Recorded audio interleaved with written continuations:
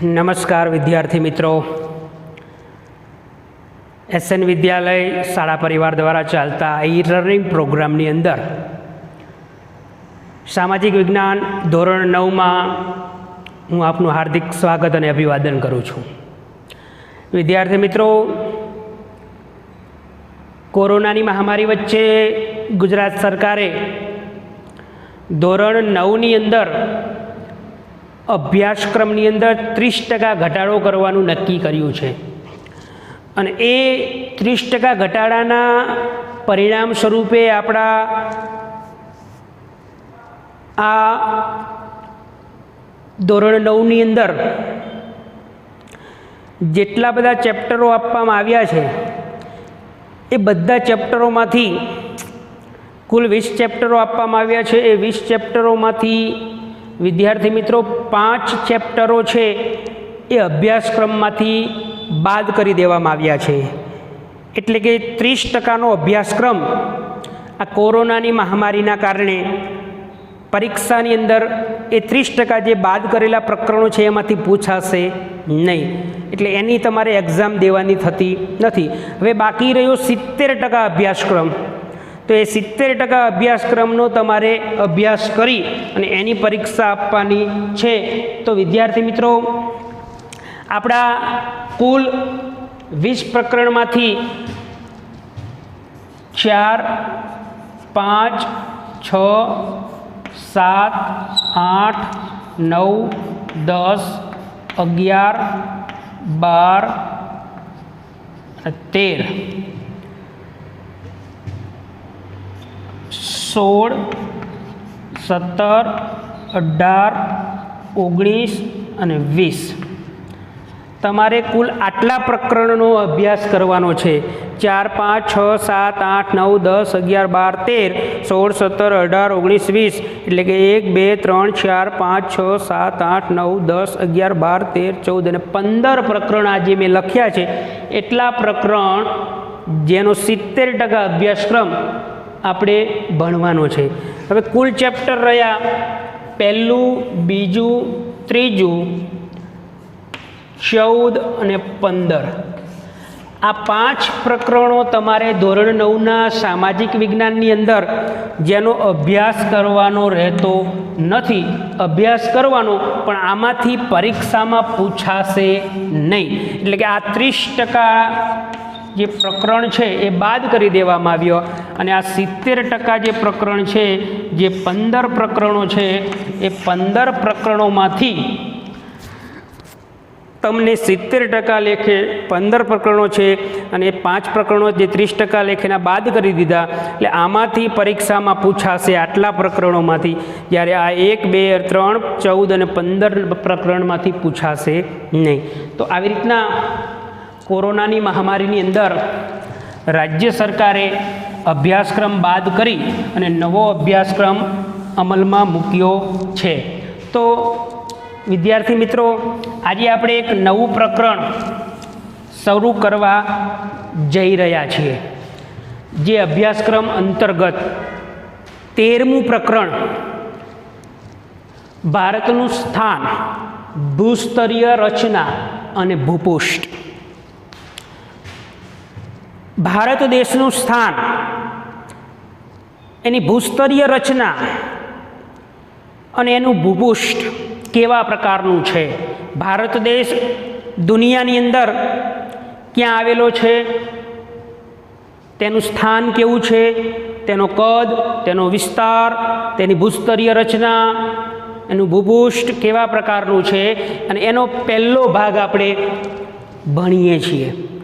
તો વિદ્યાર્થી મિત્રો, આ ભારત દેશ એ પ્રાચીનતમ, વિશ્વનો પ્રાચીનતમ દેશ છે. એની સભ્ય સંસ્કૃતિ વિશ્વમાં અજોડ છે. દેશ અને દુનિયાની અંદર ભારતની પ્રાચીનતમ સંસ્કૃતિ અને એ પ્રાચીનતમ પ્રજાની રીતભાત, રહેણી કહેણી ખૂબ જ અલગ પ્રકારની છે. એટલે ભારત દેશની અંદર બિન સાંપ્રદાયિક દેશ લોકશાહી શાસન વ્યવસ્થા અપનાયા પછી ભારત બિન સાંપ્રદાયિક શાસન વ્યવસ્થા પ્રણાલી અપનાયા બાદ ધર્મ, જાતિ, ભાષા, લિંગના ભેદભાવ વગર તમામને સમાન દ્રષ્ટિએ જોવામાં આવે છે. ધર્મ, ભાષા, જાતિના ધોરણે પણ કોઈને અલગ પાડવામાં આવતા નથી, કોઈને અન્યાય કરી દેવામાં આવતો નથી. અને એટલા માટે જ ભારત દેશ છે એ સંસ્કૃતિનું સમન્વય તીર્થ બન્યું છે. એટલા માટે વિદ્યાર્થી મિત્રો, નહીં ધર્મ, જાતિ, ભાષાના ધોરણે કોઈને અલગ કરવામાં આવતા નથી. બધાને સમદ્રષ્ટિએ, સમભાવ રીતે આગળ લઈ જવાના પ્રયાસો ભારત દ્વારા કરવામાં આવ્યા છે. અને એટલા માટે જ ભારતની આ પ્રાચીનતમ સંસ્કૃતિ અને અત્યારની આ લોકશાહી શાસન વ્યવસ્થાની અંદર ભારતનું સ્થાન ખૂબ મોકાનું છે. અને એટલા માટે જ તમારા પુસ્તકની અંદર ભારત દેશ એ સંસ્કૃતિનું સમન્વય તીર્થ બન્યું છે. તો વિદ્યાર્થી મિત્રો, આજના આ પ્રકરણની અંદર દરેક લોકો માટે, દરેક પ્રજા માટે ભારતે તેના દ્વાર ખુલ્લા રાખ્યા છે.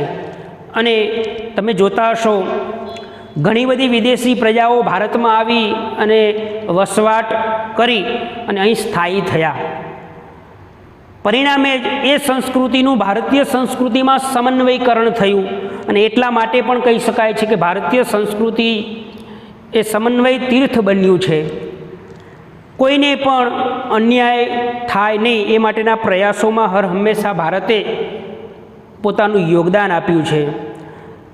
તો વિદ્યાર્થી મિત્રો, આજે આપણે આ સંસ્કૃતિના સમન્વય તીર્થ સમા ભારત અને એ સંસ્કૃતિના સમન્વય તીર્થ સમા ભારત વિશે, એના સ્થાન વિશે, એની ભૂસ્તરીય રચના વિશે અને એના ભૂપૃષ્ઠ વિશે વિગતવાર અભ્યાસ કરશું. એનો પહેલો ભાગ છે. જ્યારે બીજો ભાગ અને ત્રીજો ભાગ એ એના નેક્સ્ટ પ્રકરણમાં છે, પરંતુ એ પ્રકરણ અભ્યાસક્રમમાંથી બાદ કરી દેવામાં આવ્યું છે. પરંતુ આપણને આ પ્રકરણમાં જે પણ આપેલું છે એના વિશેનો આપણે સંપૂર્ણ અભ્યાસ કરીશું. તો સૌથી પહેલાં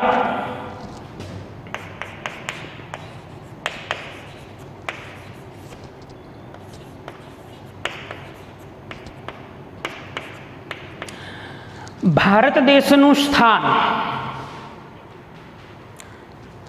ભારત દેશ એ વિશ્વમાં કયા સ્થાને છે? વિદ્યાર્થી મિત્રો, ભારત દેશ, આમ તો દેશ અને દુનિયામાં ઘણા બધા એવા દેશો છે, પણ એ દેશોમાં ભારતનું સ્થાન તમારે ચોક્કસ કેવું હોય? દાખલા તરીકે આપણે કોઈ વિસ્તારમાં આપણું ઘર હોય તો એને ચોક્કસ સરનામું હોય કે ફલાણા જિલ્લાનું, ફલાણા તાલુકાનું, ફલાણું ગામ કે ફલાણો એરિયા, આ સોસાયટી, આ ઘર નંબર. એવી રીતના ભારતનું પણ વિદ્યાર્થી મિત્રો ચોક્કસ સ્થાન છે. એટલે કે ભારત દેશ દક્ષિણ એશિયાની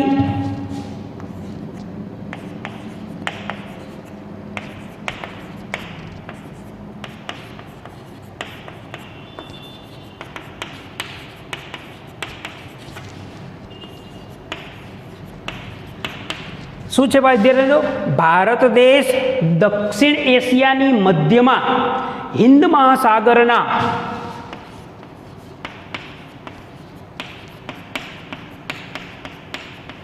દક્ષિણ એશિયાની મધ્યમાં હિન્દ મહાસાગરના શીર્ષ સ્થાને આવેલ છે. વિદ્યાર્થી મિત્રો, ભારત દેશનું સ્થાન ક્યાં છે વિશ્વમાં? તો કે ભારત દેશ દક્ષિણ એશિયા દેશ છે, એશિયા ખંડ છે, સોરી, એ એશિયા ખંડની દક્ષિણે મધ્યમાં હિન્દ મહાસાગરના શીર્ષ સ્થાને. વિદ્યાર્થી મિત્રો, તમે નકશો જોયો હશે. મને જેવો આવડે છે એવો હું ટ્રાય કરું છું.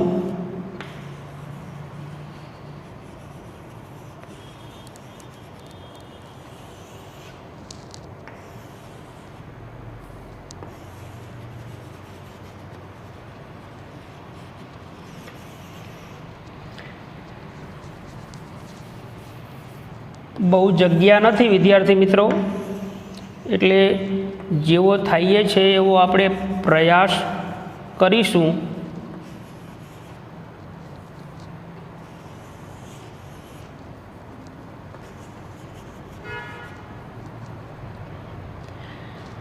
એટલે આ ઉત્તર, દક્ષિણ, પશ્ચિમ અને આ પૂર્વ. તો વિદ્યાર્થી મિત્રો, ભારત દક્ષિણ એશિયામાં મધ્યમાં હિન્દ મહાસાગર, અહીંયા હિન્દ મહાસાગર,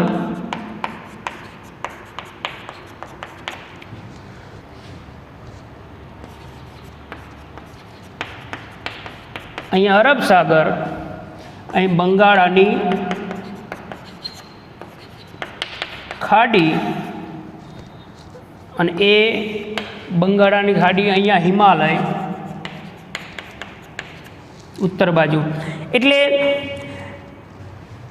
હિન્દ મહાસાગર, જે આ હિન્દ મહાસાગર છે, આ અરબ સાગર છે, આ બંગાળાની ખાડી છે, તો હિન્દ મહાસાગરના શીર્ષ સ્થાને, એટલે કે હિન્દ મહાસાગર છે એના શીર્ષ ઉપર, માથા ઉપર એ ભારત દેશ, આ ભારત દેશ આવેલો છે. એટલે વિદ્યાર્થી મિત્રો, ભારત દેશનું સ્થાન ક્યાં આવેલું છે વિશ્વમાં? તો કે દક્ષિણ એશિયાની મધ્યમાં હિન્દ મહાસાગરના શીર્ષ સ્થાને આવેલું છે. હિમાલયથી દક્ષિણે અને હિન્દ મહાસાગરથી ઉત્તરે, એ પણ તમે કહી શકો છો. આ ભારત દેશ, જે પ્રાચીનતમ સંસ્કૃતિ ધરાવતો આ દેશ, સંસ્કૃતિનું સમન્વય તીર્થ ધરાવતો આ દેશ ભારત આવેલો છે. બીજા નંબરે ભારતના સ્થાન વિશે વિદ્યાર્થી મિત્રો આપણે વાત કરીએ તો કે ભારત દેશ મુખ્ય ભૂમિભાગનો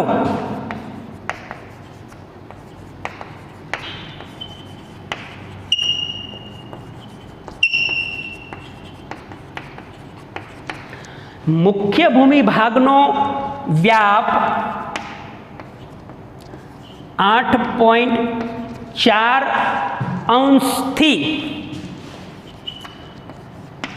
37.6, 8.4 અંશથી 37.6 અંશ ઉત્તર અક્ષાંશ વૃત્ત,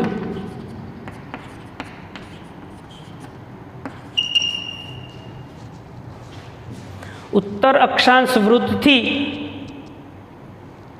68.7 થી 97.25 પૂર્વ રેખાંશ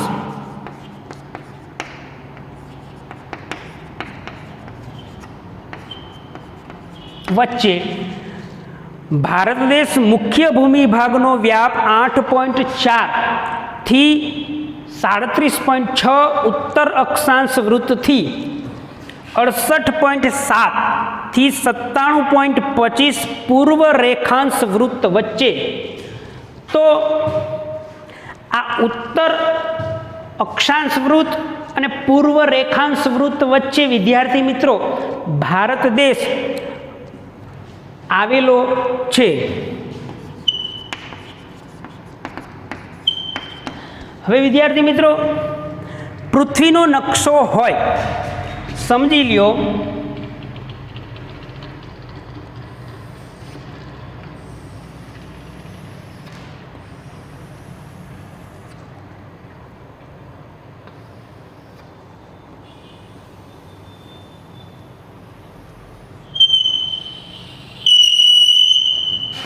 આ પૃથ્વી છે. હવે એ પૃથ્વી ના બે ભાગ કરવામાં આવે.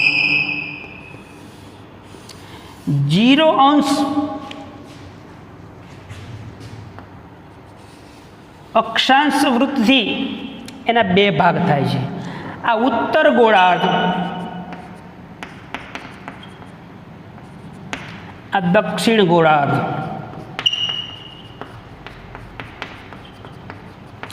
ઉત્તર ગોળાર્ધ અને દક્ષિણ ગોળાર્ધ એમ બે ભાગ પાડવામાં આવે છે. તો વિદ્યાર્થી મિત્રો, જે આ આડી રેખાઓ છે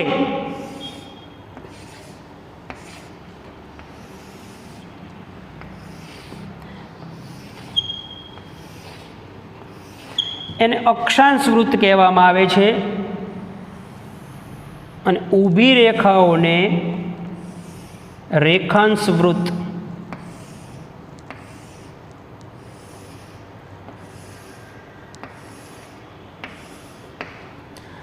કહેવામાં આવે છે.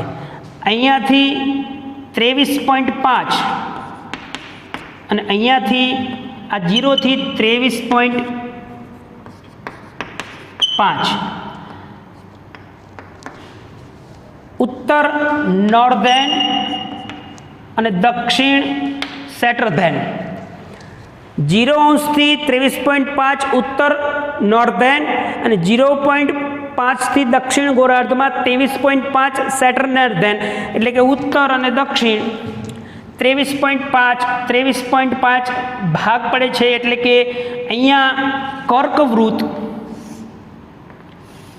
અને અહીંયા મકરવૃત્ત.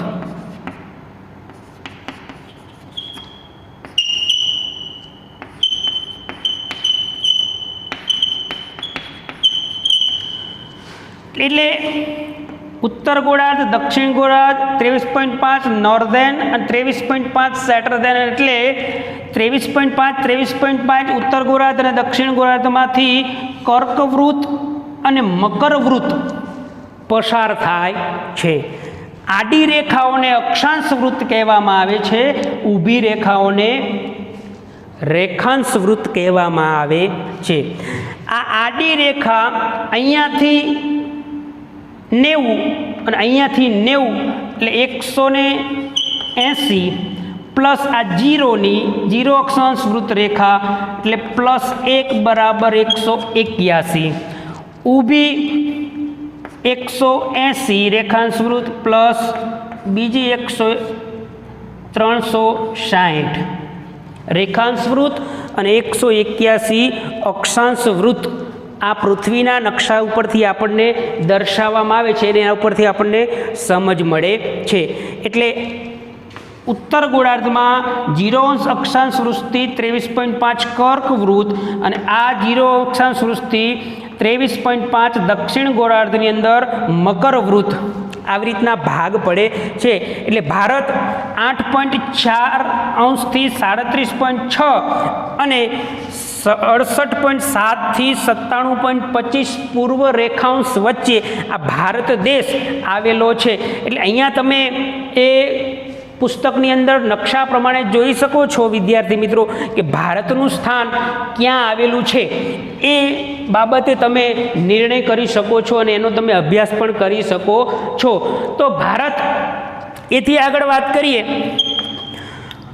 ભારતનું સ્થાનમાં આપણે બે એની બાબત મુખ્ય અભ્યાસ કરી કે દક્ષિણ એશિયાની મધ્યમાં હિન્દ મહાસાગરના શીર્ષ સ્થાને આવેલો છે. ભારત દેશ મુખ્ય ભૂમિભાગનો વ્યાપ 8.4 થી 37.6 ઉત્તર અક્ષાંશ વૃત્તથી 68.7 થી 97.25 પૂર્વ રેખાંશ વૃત્ત વચ્ચે વિદ્યાર્થી મિત્રો આપણો આ ભારત દેશ આવેલો છે. બીજું વિદ્યાર્થી મિત્રો, ભારત તેના મુખ્ય ભૂમિભાગ સિવાય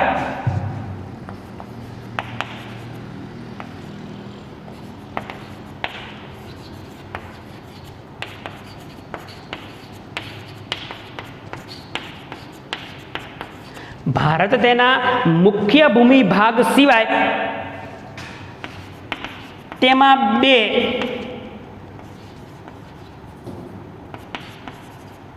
દ્વીપ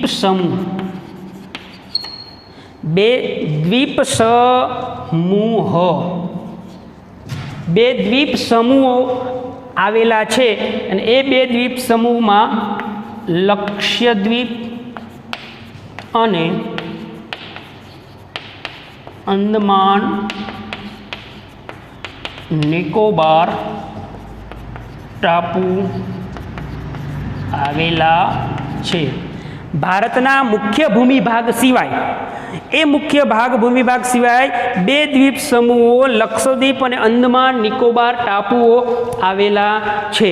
હવે આ અંદમાન નિકોબાર ટાપુ અરબ સાગરની અંદર અને બંગાળાની ખાડીની અંદર આવેલા છે. એ આપણે આગળ સમજીશું. એટલે ભારતની મધ્યમાંથી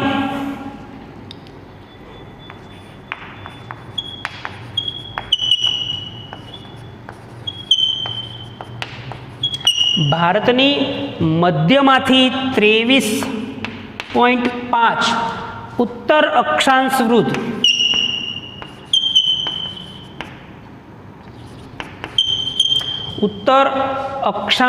વૃત્ત પર આવેલો છે.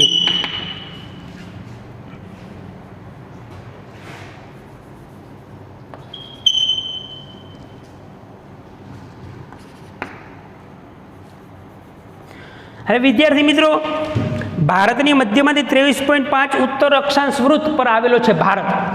એટલે આ જે કર્કવૃત્ત છે એ 23.5 એ ભારતની મધ્યમાંથી પસાર થાય છે.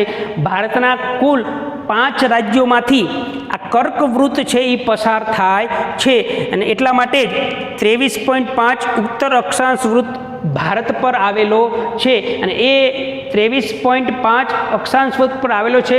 ભારત દેશ અક્ષાંશ અને રેખાંશી વ્યાપ બંને લગભગ સરખા છે.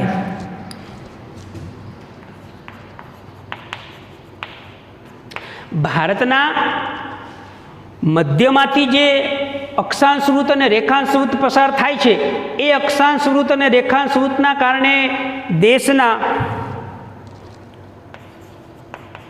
અક્ષાંશ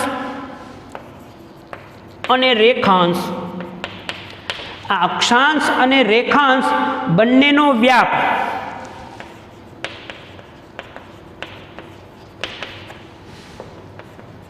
લગભગ સરખો છે. બંનેનો વ્યાપ લગભગ સરખો છે. અને એટલા માટે ભારત છે એનું સ્થાન, એના વિશે આપણે જે વાત કરી રહ્યા છીએ, એ બંને અક્ષાંશ અને રેખાંશનો વ્યાપ સરખો છે. જો ભારત છે એની અંદર આમાં ઘણી બધી એવી સંકલ્પના, એના શબ્દો આવે છે. ભારત આગળ વાત કરીએ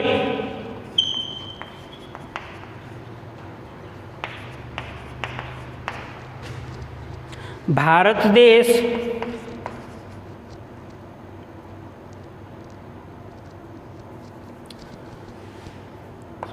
તેના અલગ અલગ પાડોશી રાષ્ટ્રો જેવા કે ભારતની ઉત્તરે ચીન, નેપાળ અને પૂર્વમાં બાંગ્લાદેશ, મ્યાનમાર, દક્ષિણે શ્રીલંકા, જ્યારે વાયવ્ય સરહદે પાકિસ્તાન અને અફઘાનિસ્તાન આવેલા છે. તો આ ભારત દેશનું સ્થાન છે. વિદ્યાર્થી મિત્રો, ભારત દેશ તેના અલગ અલગ પાડોશી રાષ્ટ્રો જેવા કે ઉત્તરની અંદર ચીન, તિબેટ, નેપાળ જેવા રાષ્ટ્રો આવેલા છે. દક્ષિણની અંદર શ્રીલંકા આવેલું છે, જ્યારે પૂર્વની અંદર બાંગ્લાદેશ, મ્યાનમાર આવેલા છે, અને વાયવ્ય સરહદે પાકિસ્તાન અને અફઘાનિસ્તાન દેશો સાથે ભારતની સરહદો જોડાયેલી છે. અને આમ એ પાડોશી રાષ્ટ્રો છે. એટલે ભારત દેશ એથી આગળ ભારતનું સ્થાન વિદ્યાર્થી મિત્રો, ભારત દેશ દ્વીપકલ્પીય દેશ તરીકે ઓળખાય છે. દ્વીપકલ્પીય, જેની ત્રણેય બાજુથી સમુદ્ર અથવા પાણીથી ઘેરાયેલો ભૂભાગ હોય એવા વિસ્તારને દ્વીપકલ્પીય વિસ્તાર તરીકે ઓળખવામાં આવે છે. એટલે ભારત તેની ત્રણ બાજુએ પશ્ચિમ, પૂર્વ અને દક્ષિણ આવા ત્રણ બાજુએથી સમુદ્રથી ઘેરાયેલો છે. પશ્ચિમ બાજુએ અરબ સાગર, પૂર્વ બાજુએ બંગાળાની ખાડી અને દક્ષિણે હિન્દ મહાસાગર આવેલો છે. એથી પણ આગળ આ ગોળાર્ધની વ્યાખ્યા આપણે સમજીશું, એની સંકલ્પના સમજીશું આગળના પિરિયડની અંદર. દ્વીપકલ્પીય, દ્વીપ, આવા બધા જે સંકલ્પનાઓ છે જે અહીંયા પુસ્તકની અંદર તમારા એ પુસ્તકમાં આપેલા છે, જે શબ્દો એની સંકલ્પના આપણે છેલ્લે આ પાઠ પૂરો થાય એટલે બધા જ પ્રશ્નોની સંકલ્પના આપણે, એ શબ્દોની સંકલ્પના આપણે લઈ લેશું. તો આ વાત થઈ વિદ્યાર્થી મિત્રો ચેપ્ટર નંબર 13 ભારતનું સ્થાન, ભૂસ્તરીય રચના અને ભૂપૃષ્ઠની અંદર આજે આપણે વાત કરી ભારત દેશનું સ્થાન વિશ્વમાં ક્યાં આવેલું છે. તો એને 4 ગુણની અંદર પ્રશ્ન પૂછાય તો તમે આટલું લખો જે મેં કીધું એની સિવાય ભારત દ્વીપકલ્પીય પ્રદેશ આવેલો છે એના તરીકે પણ ઓળખાય છે. આટલા મુદ્દા તમે એને લખી શકો 4 ગુણની અંદર. તો એના વિશે તમારે આટલું લખો તો તમને સંપૂર્ણ એના માર્ક મળે. આમાંથી એક ગુણનું MCQ ખાલી જગ્યા જોડકા જોડોમાં પણ પૂછાઈ શકે એવો આ મહત્ત્વનો ટોપિક છે. તો વિદ્યાર્થી મિત્રો આજે આપણે આટલું જ અહીંયા રાખીએ છીએ. આવતા નેક્સ્ટ પિરિયડની અંદર આજે આપણે જે ભારતના સ્થાન વિશે વાત કરી, આવતા નેક્સ્ટ પિરિયડની આપણે અંદર ભારતનું કદ અને એનો વિસ્તાર વિશે વિગતવાર 4 ગુણના પ્રશ્નની ચર્ચા કરીશું.